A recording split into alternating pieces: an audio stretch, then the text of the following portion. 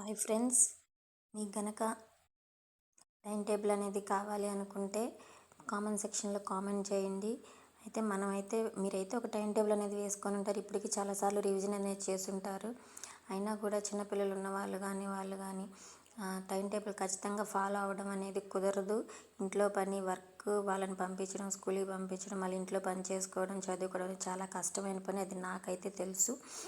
So ఇలా వేసుకొని మధ్యలో ఆగిపోయి నాకు అయితే చాలాసార్లు అయితే జరిగింది. సో మళ్ళీ ఫ్రెష్గా నేను కూడా ఒక టైం టేబుల్ అనేది ఫాలో అవుదాం అనుకుంటున్నాను. డైలీ డే 1 నుంచి ఒక టైం టేబుల్ అనేది వేసుకొని ఫాలో అయితే బాగుంటుంది అనిపించింది. సో నేనైతే ఏం చదవాలనుకుంటున్నానో అదైతే మీకు చెప్తాను.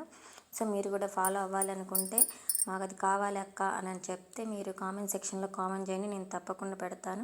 సో వాటికి సంబంధించిన ఎగ్జామ్స్ కానీ, వీడియోస్ కానీ ఏదైనా కావాలన్నా నేను తర్వాత వీడియో అనేది చేస్తాను.